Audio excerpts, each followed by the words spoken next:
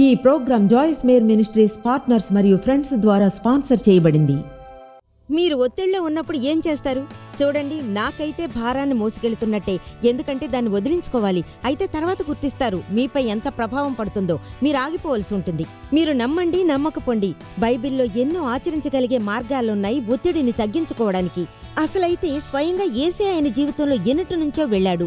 ఎన్నో విషయాలు ఆయన్ని ఒత్తిడికి గురిచేస్తుంటాయి. అయితే వాటితో ఎలా డీల్ చేయాలో ఆయనకి తెలుసు. కనుక ఈనాటి బోధనలో జాయిస్ కొన్నిటిని చెబుతారు. అవి మీరు ఓవర్లోడ్ అవ్వకుండా ఉండడానికి హెల్ప్ చేస్తాయి.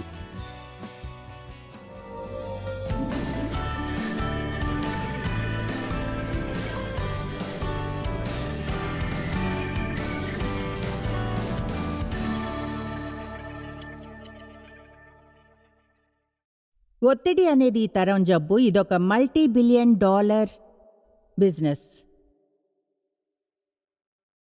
అయితే యేసు అన్నాడు, నేను వచ్చింది మీకు శాంతి కలగాలని. నా శాంతిని అనుగ్రహిస్తున్నాను. అంటే మీకు శాంతి ఉంది. మీరు ఒక క్రిస్టియన్ అయితే మీ లోపల శాంతి ఉంది. క్రీస్తుని మీరు రక్షకునిగా స్వీకరిస్తే మీరు శాంతి యొక్క రాజకుమారుడిని స్వీకరించినట్లే. ఆయన మీలో ఉన్నాడు. శాంతి మీ లోపల ఉంది. నిన్న ఒక ఉదాహరణ చెప్పానే, అలా ఒక తుఫాను వస్తే నీళ్లపై భాగం మీద అలలు వస్తాయో, కదులుతూ ఎగిసి పడుతూ నిమ్మళంగా లేకుండా నిశ్చలంగా, అయితే లోపల మాత్రం నీళ్లు నిశ్చలంగా అలజడి లేకుండా ఉంటాయని. మనల్ని అలా చూసుకుంటే మన జీవితపు పైభాగంలో ఎల్లప్పుడూ ఏదో ఒకటి ఉంటూనే ఉంటుంది. అయితే శాంతిని నిమ్మళమైన మనస్సు అంటారు. కనుక మన పరిస్థితుల్లో ఏం జరుగుతున్నా సరే మన మనస్సుని నిమ్మళంగా ఉంచుకోవచ్చును. ఇప్పుడు చెప్తాను ఏమనంటే, అది కొంతమంది కంటే మరికొందరికి ఈజీగా ఉంటుందని. అది న్యాయం కాదని చెప్పాలని ఉంది. అయితే దేవుడు మనందరినీ వేరుగా సృష్టిస్తాడు. అందరూ నేర్చుకోవాలి ఎలా. అందరికీ కష్టమైంది ఏదో ఉంటుంది. కనుక నా భర్తలో ఆయన భారాన్ని తీసేయడం ఆయనకు చాలా ఈజీ. విషయాల గురించి చింతించకపోవడం. ఆయన శాంతికి పర్ఫెక్ట్ చిత్రంలా ఉన్నారు. మా పెళ్ళైన ఈ 48.5 ఏళ్లలో నేను మరొక వైపున ఎలా అంటే, ప్రతిదాని గురించి సీరియస్గా గోళ్ళు కోరుకుంటాను. అవును, ఎప్పుడూ. కనుక అది నాకు ఈజీగా లేదు. శాంతంగా ఎలా ఉండాలో నేర్చుకున్నా. చెప్పగలను కూడా ఇప్పుడు మరింత శాంతంగా ఉన్నానని. పూర్తి జీవితంలో ఎన్నడూ లేనంతగా, అలాగే నా జీవితంలో ఎన్నడూ లేనంత బాధ్యత ఉంది. అందుకని నేను శాంతంగా ఉండడం నేర్చుకుంటే మీరు నేర్చుకోగలరు. నేను శాంతంగా ఉండడం నేర్చుకుంటే మీరు నేర్చుకోగలరు. ఇప్పుడు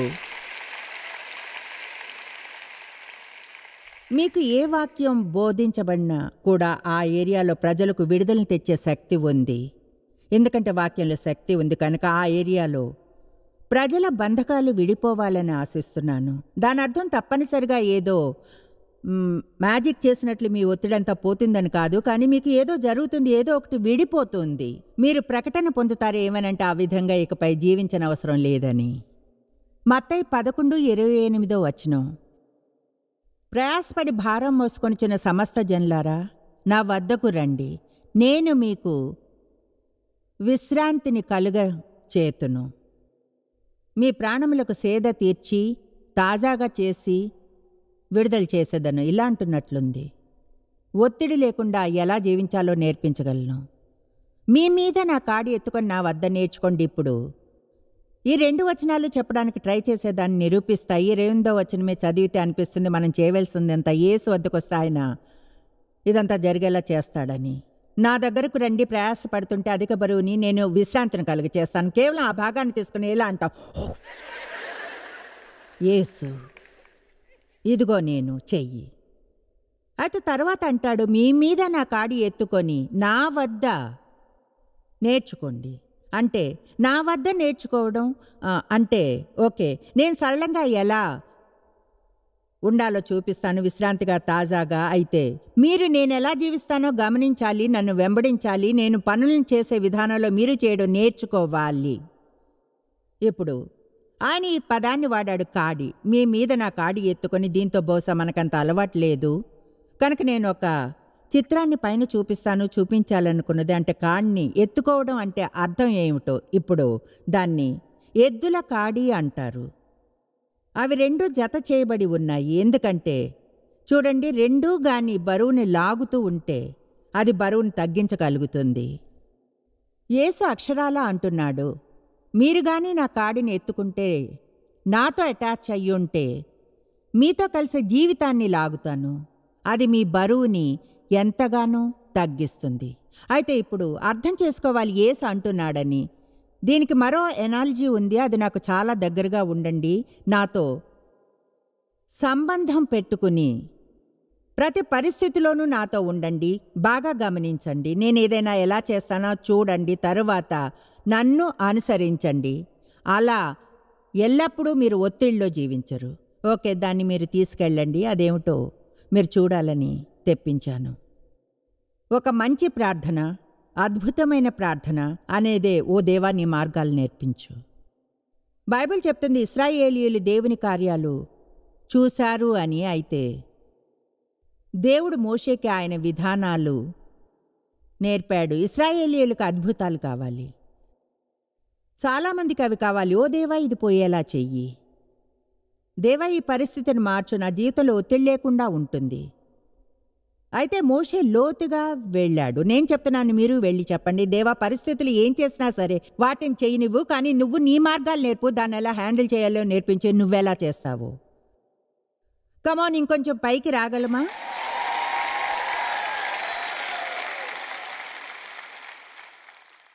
నిన్న చెప్పాను, నా జీవితంలోని ఎక్కువ భాగం నా చుట్టూ ఉన్న వారిని మార్చడానికి ట్రై చేస్తూ గడిపానని. డేవి చేసింది నచ్చకపోతే మార్చాలనుకునేదాన్ని. పిల్లల్ని ప్రేమిస్తారు, వాళ్ళ వ్యక్తిత్వాలు నచ్చకపోవచ్చు. నేను ప్రేమించే నా పిల్లలు ఉన్నారైతే వాళ్ళ పర్సనాలిటీస్ గురించి నిజంగా పట్టించుకోలేదు. నాకు ఎక్కువ సమస్య కలిగించిన వాటిల్లో ఒకటి మాత్రం నాలానే ఉండేది. అంటే అలా జరుగుతుందేమోనన్న భయం ఉండేది ఎప్పుడు. కనుక వాళ్ళని మార్చాలనుకున్నా, డేవిని, మా పిల్లలను, మా పరిచర్ని ఎదిగేలా చేయడం ప్రయత్నం. అయితే అది పనిచేయలేదు, ఏమాత్రం పనిచేయలేదు. నా చుట్టూ ఉన్న ప్రతిదాన్ని దేవుడు మార్చాలని అనుకోలేదు. ఇది చెప్పి మిమ్మల్ని అప్సెట్ చేయాలనే ఉద్దేశం లేదు. ఎవరో ఒకరు మీకు చెప్పాలి. మీ చుట్టూ ఉన్న ప్రతిదాన్ని దేవుడు మార్చాలనుకోడు, మిమ్మల్ని మార్చాలంటాడు. చూడండి, ఇక్కడ నేను కొంచెం ఆగాలన్నట్లుంది.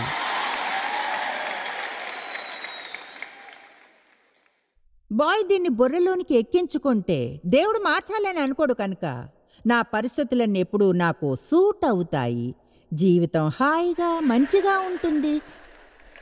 నన్ను మార్చాలంటాడు ఆయన.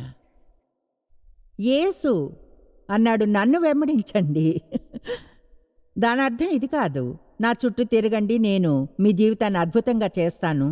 ఆయన అర్థం, నన్ను గమనించి నేనేం చేస్తానో అదెలా చేయాలో తెలుసుకోండి. ఈ అద్భుతమైన సందేశంతో ముందుకు వెళ్లే ముందు, దేవుడు దీని మధ్యలో ఏదో పెట్టాడు. అది ఈరోజు ఇక్కడున్న కొందరికి దేవుని వాక్యం అని నేను నమ్ముతున్నాను. దేవుడు దీన్ని నా మనసులో ఉంచాడు. ఆరాధన సమయంలో ఒక ప్రోత్సాహకరమైనదిగా చేద్దామనుకున్నా, తర్వాత గుర్తించా నా బోధనకు జత చేయాల్సి ఉందని. ఒక్క నిమిషం కీర్తనలు 32ని చూద్దాం. మొదట 5 వచనాలు. ఒక నిమిషం గిల్ట్ మరియు నేరాభావం గురించి మాట్లాడాలి. సందేశంలోని భాగం కాదు ఇది, అయినా దేవుడు వీటిని గురించి మాట్లాడాలని చెప్పినట్లు అనిపిస్తుంది. నేను నమ్ముతాను ఇక్కడ కొంతమంది ఉన్నారు, గతంలో ఉన్నట్లే మీరు ఉన్నారని, అక్షరాలా గిల్టీ ఫీల్ అవుతున్నారు, ఎక్కువగా దాదాపు వేళ. నిజం చెప్పాలంటే రైట్గా అనిపించదు, తప్పుగా ఫీల్ కాకుంటే. గతంలో అలా ఉండేదాన్ని, గిల్టీగా ఫీల్ అవుతూ పెరిగాను. నా తండ్రి అబ్యూస్ చేస్తుండేవారు, అది నా జీవితంతో పాటు గుర్తుండిపోయింది. గిల్టీగా ఫీల్ అయ్యేదాన్ని. నా పాపాలను ఒప్పుకున్న తర్వాత కూడా అలా ఫీల్ అయ్యేదాన్ని. అంతకంటే ఒత్తిడి వేరే ఉండదు. ఇప్పుడు చెప్పేది వినండి. ఆ బరువుని మోస్తూ తిరుగుతూ ఉండడం కంటే ఎక్కువ ఒత్తిడి వేరే ఉండదు. ఏదో లోపం ఉంది, పనులు సరిగ్గా ఎందుకు చేయలేను, దేవునికి మీపై కోపం అన్న ఆ భావన, ఆయనకు మీతో తృప్తి లేదని, నేను మీకు ఏం బోధించినా కూడా బహుశా నేను ఇలానే ఫీల్ అయినట్లు ఈ ఉదయం చూసా. ఒత్తిడిని ఎలా మేనేజ్ చేయాలన్న దాని గురించి ఏం బోధించినా ముందుగా మీకు ఈ పాయింట్ అర్థం కాకుంటే జీతం లేని ప్రతిదీ క్రిందకు తోసేస్తుంది. ఎందుకంటే ముందే మనం అంత చెడుగా ఫీల్ అవుతుంటే, మన గురించి ఎంతో చెడుగా, మనం అన్నీ సరిగ్గా చేయనందువలన అప్పుడు ఏది వచ్చినా సరే మనల్ని అంచుకు తోసివేస్తుంది. దేవుడు ఒకసారి ఒక ప్రెషర్ కుక్కర్ ఉదాహరణ ఇచ్చాడు. నాకు తెలియదు ప్రజలు నేను పెరిగేప్పుడు అంతగా వాడారో లేదో అన్నది. మా అమ్మ దగ్గర ఒకటి ఉండేది, చెప్తున్నాను, ఎంతో భయంకరమైన పాత్ర. అందులో ఆమె ఏదన్నా వేసినప్పుడు దాని మీద మూత పెట్టి సీల్ చేస్తాం, దాన్ని తీయలేము, దానిపైన చిన్నగా ఉండి ఈ విజిల్ అనేది ఉంటుంది. ఆవిరి నిండి ఉన్నప్పుడు కొన్ని నిమిషాలకు ఒకసారి పైకి లేస్తుంది, లోపల ఉన్నది ఎంతగా ఉడికితే అంత త్వరగా వస్తుంది. అదెలా అంటే నాకు గుర్తుంది మా అమ్మ చెప్పడం, దాన్ని ముట్టుకోకు ముట్టుకోకు ముట్టుకోకు. నేను ఆ కుక్కర్లా ఉండేదాన్ని. నా లోపలి విషయాలన్నీ తిరుగుతూ ఉండేవి.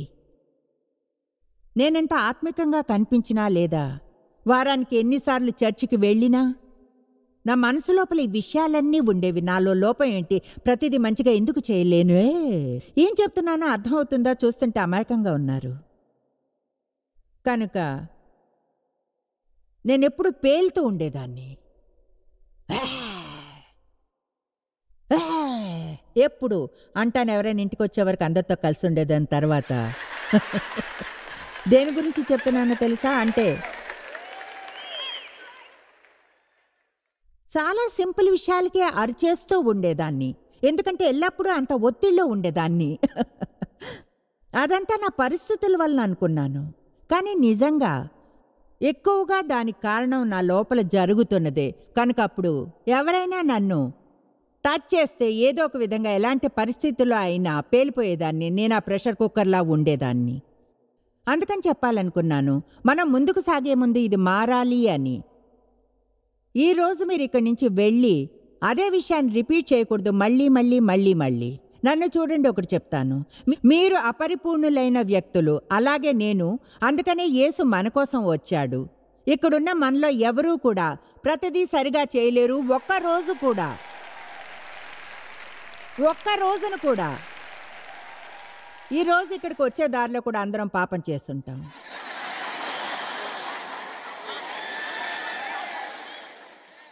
వచ్చే దారిలో చేస్తూ వచ్చుంటాం. అంటే మీరు తెలుసా,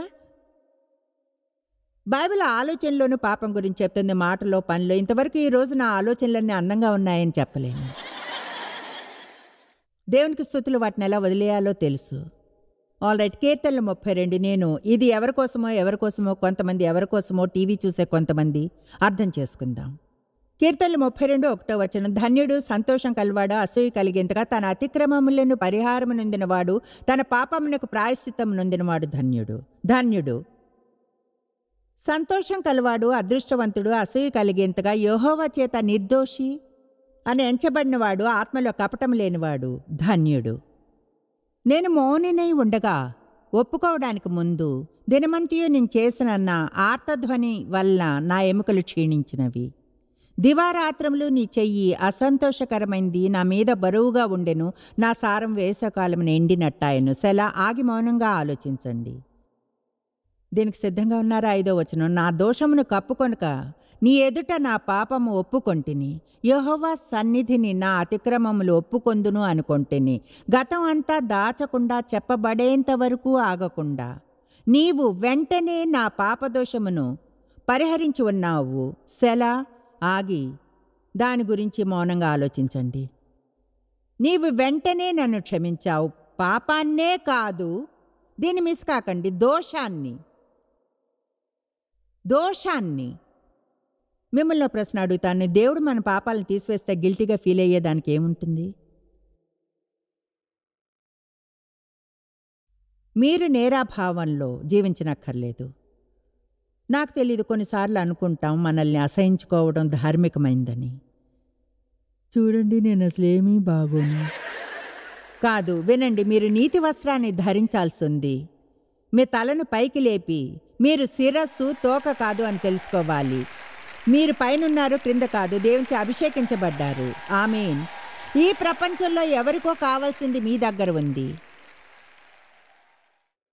మీ జీవితంలోని ఒత్తిడి బరువుల్ని ఎన్నడూ వదిలించుకోలేరు ఒకవేళ లోపల మీ పట్ల మీరు సరైన వైఖరిని ఉంచుకోవడం ఆరంభించుకుంటే.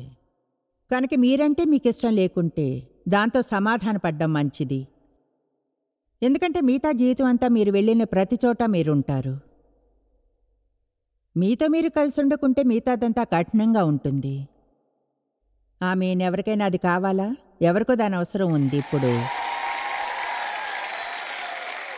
కనుక యేసు అన్నప్పుడు నా వద్దకు వచ్చి నేర్చుకోండి అని యేసు మనకు బోధించే మొదటి వాటిలో ఒకటి ఆయన క్షమాపణను స్వీకరించి నేరభావం క్రింద జీవించకూడదు అనేది. ఇప్పుడు ఒత్తిడిని మేనేజ్ చేయడానికి యేసు 4 పనులు చేశాడు. మీరు అనొచ్చి యేసుకు ఒత్తిడా? నిన్న మాట్లాడుకున్నాం, ఆయన వెళ్ళిన ప్రతి చోట ఎవరో ఆయన్ని చంపాలనుకున్నారు అంటే ఆ లిస్ట్ని మళ్ళీ చూడక్కర్లేదు, అవునా? 30 వెండి నాణాలకు యూదా ఆయన్ని మోసం చేశాడు. పేతురు తెలియదన్నాడు. ఓ చెడు రోజున గురించి చెప్పడం, మనకి చెడు రోజు రాలేదు. నంబర్ 1, ఆయన ప్రతిదీ ఆయనలో దేవుని నమ్ముకున్నాడు. 1 పేతురు 2:23. మీలో కొంతమంది ఏదో విషయానికై ఈ ఒత్తిడిలో ఉన్నారు, దాని గురించి ఏమీ చేయలేరు. దేవుడే చేయగలడు. దాన్ని మీరు ఆయనకి ఇవ్వాలి, దాన్ని వదిలి వెళ్ళిపోనివ్వాలి, దేవునికి ఇవ్వాలి. దానిలో మీ గతము ఉంది, మీ భవిష్యత్తు, మీ పిల్లలు, మీరు అప్సెట్ అయిన ప్రతి ఒక్కటి ఉంది. 1 పేతురు 2:23 నాకు అది ఇష్టం. ఆయన దూషింపబడి అవమానపరచబడి బదులు దూషించలేదు. ఆయన శ్రమ పెట్టబడి దుర్వినియోగపరచబడి బెదిరింపక ఆయన్ని ప్రతిదాన్ని నమ్మెను. న్యాయంగా తీర్పు తీర్చి దేవునికి తన్ను తాను అప్పగించుకొన్ను. ఈ వచనం నాకు ఇష్టం. చెప్పాలంటే ఇది మా ఆఫీస్ గోడ మీద ఉంది. ప్రతిదాంతోనూ దేవుణ్ణి నమ్మాలని నాకు గుర్తు చేస్తుంది. చిన్న విషయాల్లో, పెద్ద విషయాల్లో, ప్రత్యేకంగా నాకు జరిగే దానిలో ఆయన్ని నమ్మడం. ఏం పొందుతానో దేవా, అది నీ ఇష్టం. అది పొందకపోతే నీ వద్ద కారణం ఉంటుంది.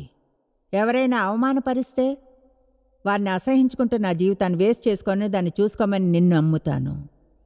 ప్రతి చిన్న విషయంతో దేవుణ్ణి నమ్మడం తెలుసుకోవాలి. ఎందుకంటే అసలైతే విసుగంతటికి నమ్మకమే జవాబు. యేసు చేసిన 2వ పని ప్రార్థించాడు. ఆయన ఎల్లప్పుడూ గుంపులకు దూరంగా వెళ్ళి ప్రార్థించేవాడు. త్వరగా లేచేవాడు ప్రార్థించడానికి. రాత్రంతా ప్రార్థించేవాడు. నేనా వచనాలన్నీ తీయను, టైం తీసుకోను. ఆయన గెస్సెమనే తోటలో ఆయన జీవితంలో అత్యంత కష్టమైంది జరగబోయే ముందు, అలాగే ఎవరి జీవితంలో అయినా శిష్యులను ఆయనతో కలిసి ప్రార్థించమన్నాడు. సువార్తలను చదివితే మనకు తెలుస్తుంది వాళ్ళు నిద్రపోయారని. పేతురును జెబెదయి 2 కుమారులను వెంటబెట్టుకుని పోయి దుఃఖపడుటకు మొదలుపెట్టెను. తర్వాత ఆయన వారితో ఆయన ఇలానే ఫీల్ అయ్యాడు. మనం ఫీల్ అయిన ప్రతిదీ చేయాల్సిన అవసరం లేదు. మరణం ఒకనంతగా నా ప్రాణము బహు దుఃఖములో మునిగి ఉన్నది అన్నాడు. మీరు ఇక్కడ నిలిచి నాతో కూడా మెలకుగా ఉండుడని చెప్పెను. తర్వాత కొంచెంసేపు దూరంగా వెళ్ళాడు. తిరిగి వచ్చినప్పుడు వాళ్ళు నిద్రపోయారు. అయితే ఆయన దీని నుంచి అంతా వెళ్లే సామర్థ్యాన్ని కలగచేయడానికి జరిగిన వాటిల్లో ఒకటేమిటంటే, ఆయన వారి నుంచి దూరంగా వెళ్ళినప్పుడు ఒక దేవదూత వచ్చి ఆయనకు పరిచర్య చేసింది. ఆత్మలో ఆయన బలపరిచింది. దేవుడు మనల్ని బలపరుస్తాడు. కమాన్నో సామర్థ్యాన్ని ఇస్తాడు. ఆయన మాత్రం ప్రార్థన అంటే ఎప్పుడూ అర్థం మనల్ని బాధ పెట్టే దాన్ని దేవుడు తీసేస్తాడని కాదు. చాలాసార్లు మనల్ని బలపరచాలి అనుకుంటాడు. మంచి వైఖరితో దాన్ని సహించగలిగే సామర్థ్యాన్ని ఇస్తాడు.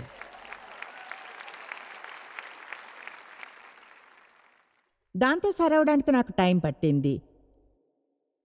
నేను సహించాలని అనుకున్నందున దేవుడే దాన్ని వదిలించాలనుకున్నాను. ఆమేన్. ఇక 3వ విషయం, ఆయన తనకు తానే ఈ ఒత్తిడి విషయంలో ఎలా సహాయం చేసుకోవాలో తెలుసు. ఎప్పుడు మౌనంగా ఉండాలో తెలుసు.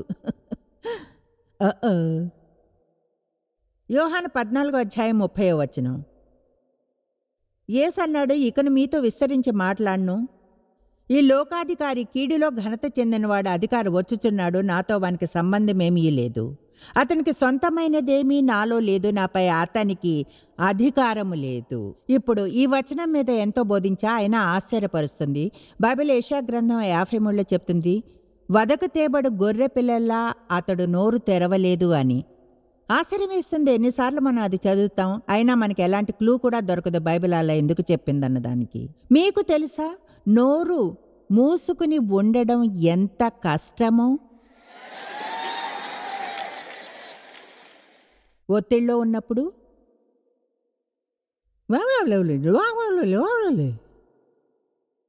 దీని నుంచి నేర్చుకోవాలి. కమాన్, యేసు అన్నాడు, నా కాడి మీ మీద ఎత్తుకొని నా వద్ద నేర్చుకోండి.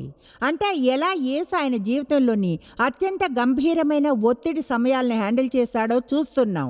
బైబిల్ చెప్తుంది ఆయన నోరు తెరవలేదని. శిష్యులతో చెప్పాడు, సంకల్పంతో ఇక మీతో విస్తరించి నేను మాటలాడను.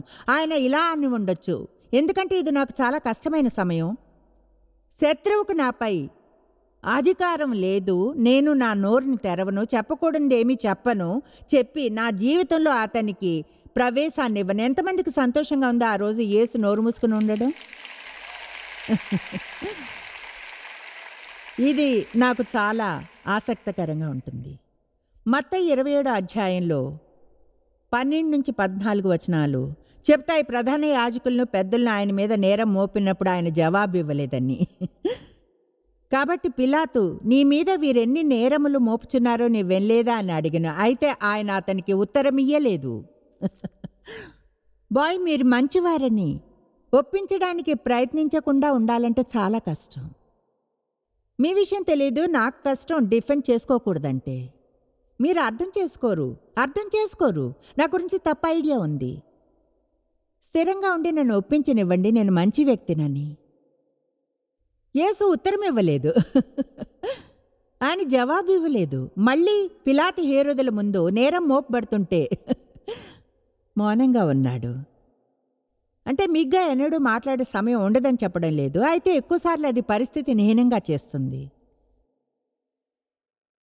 యేసు సెలువు మీద ఉన్నాడు. ఇది నాకు ఆశ్చర్యంగా ఉంటుంది. యేసు సెలువు మీద 5 గంటల 59 నిమిషాలు ఉన్నాడు. ఆ సమయంలో ఆయన మాట్లాడిన రికార్డ్ పూర్తిగా గ్రీకులో 41 మాటలు, దాన్ని ఇంగ్లీష్లోనికి అనువదిస్తే 51 మాటలు. ఇవి మాట్లాడడానికి దాదాపు పూర్తిగా 1 నిమిషం పట్టి ఉంటుంది. అంటే 5 గంటల 58 నిమిషాలు సెలువు మీద ఉన్న సమయంలో పూర్తిగా మౌనంగా ఉన్నాడు. ఆమేన్. ఆ తర్వాత యేసు చేసిన 4వ విషయం, అది గొప్పగా ఒత్తిడిని తీసివేస్తుంది. అది వెంటనే క్షమించేవాడు.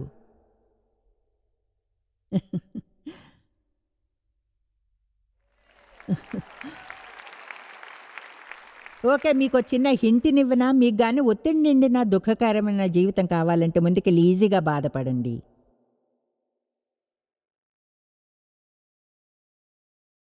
ముందుకెళ్ళి అనండి, తెలుసా ఏం చేయలేను, సున్నితంగా ఉంటాను, నేను సున్నితమైన వ్యక్తిని, నా భావాలు ఈజీగా గాయపడతాయి. మీరు ఆపండి అది. ఎవరికైనా వారి భావాలు ఈజీగా గాయపడతాయి అనుకుంటే, సెలవు మీద యేసు అన్నాడు, తండ్రి వీరిని క్షమించి వీళ్ళేం చేస్తున్నారో తెలియదు. సెలవు మీద ఉండి ఖచ్చితంగా ఆయన దానికోసం ప్రజలను క్షమించగలిగితే మనం కొన్నిటిని జయించవచ్చు, దైనందిక జీవితంలో వచ్చే వాటిని. మీకు చెప్తున్నాను, మీకు ఏం చెప్పాలని ఆశించారో తెలీదు, ఒత్తిడిని వదిలించుకోవడం ఎలాగన్న దాని మీద బోధన చేస్తాను అన్నప్పుడు, అంటే అది ఒక్క ముక్క మంచి చేయలేదు, ప్రతి ఒత్తిడి తెచ్చేదాన్ని విడుదల చేయవచ్చును. మీకు ఒత్తిడిని కలిగిస్తుందని అనుకునే ప్రతిదాన్ని గిల్ట్తో నిండి ఉంటే, అందరూ ఏమనుకుంటారన్న దాని గురించి చింతిస్తుంటే, నోటికి పని పెడుతూ మీరింకా ఒత్తిడికి లోనవుతారు. ఎందుకంటే అసలైన ఒత్తిడి మన చుట్టూ జరిగేదాని నుంచి కలగదు, అది మన లోపల జరిగేదే. ఆమేన్. మీరున్న దానికంటే ఎక్కువ సంతోషంగా ఉండాలి. నేను ముందుకెళ్తాను. అపొస్తలుల కార్యములు 24:16 మీరు చూడండి, ఇది గొప్ప వచనం. అపొస్తలుడైన పౌలు అన్నాడు, ఈ విధమున నేను దేవుని ఎడలను ఎల్లప్పుడూ నా మనస్సాక్షి నిర్దోషమైనదిగా, కదిలించబడలేంది, నిందించబడనిదిగా ఉండినట్లు అభ్యాసము చేసుకొనుచున్నాను. నా శరీరాన్ని చంపుకొని ఐహికమైన ప్రేమాభిమానాలను చంపుకొని అన్ని విధాలా ప్రయత్నము చేస్తూ, నాకు అది ఇష్టం. పౌలు అన్నాడు, దీని మీద వర్క్ చేశాను. ఇదేదో మీ మీద పడిపోయేది కాదు. మీరు లేచే సంకల్పంతో రోజు చేయవలసిన కార్యం. రోజు నేను నా శరీరాన్ని కాదు అని చెప్పాలి. రోజు నన్ను నేను క్రమశిక్షణలో ఉంచుకోవాలి. ఏమిటో తెలుసా, మనందరికీ ఒక లక్ష్యం అనేది ఉండాలి. అందరం ఏకీభవిద్దాం, ఒక లక్ష్యం ఉండాలని. అందరం కలిసి చూద్దాం సాతాన్ను పడద్రోయలేమా అని.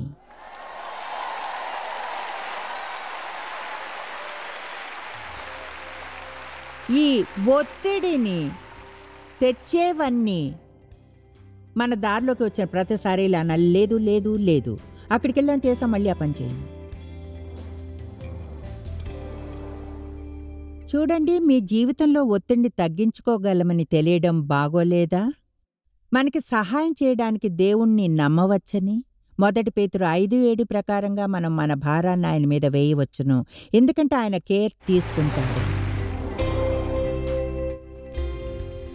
మీరు ఎన్నడూ తెలుసుకోలేనంతగా జాయిస్ మేర్ మినిస్ట్రీస్లో మీరు మాకెంతో ముఖ్యం. మిమ్మల్ని అభినందిస్తున్నాం. మా ప్రపంచ వ్యాప్తపు మినిస్ట్రీ సాధ్యం అయ్యేలా చేసే మా ఫ్రెండ్స్ మరియు పార్ట్నర్స్కి థ్యాంక్స్. అందరం కలిసి ఆకలిగొన్న వారికి భోజనం పెడుతున్నాం, బీదలకు బట్టలు ఇస్తున్నాం, సువార్తను దేశాలకు చాటుతున్నాం. మమ్మల్ని కాంటాక్ట్ చేయండి లేదా joycemeer.orgని ఈరోజే విజిట్ చేయండి. మీ ప్రార్థన విన్నపాలను కొరకు, అలాగే మరిన్ని సాధనాలను గురించి తెలుసుకోండి. జాయిస్ మేర్ షెడ్యూల్ని చూసి భాగస్వామిలో భాగమవ్వండి, క్రీస్తు ప్రేమను ప్రపంచమంతటా పంచుకోవడానికి.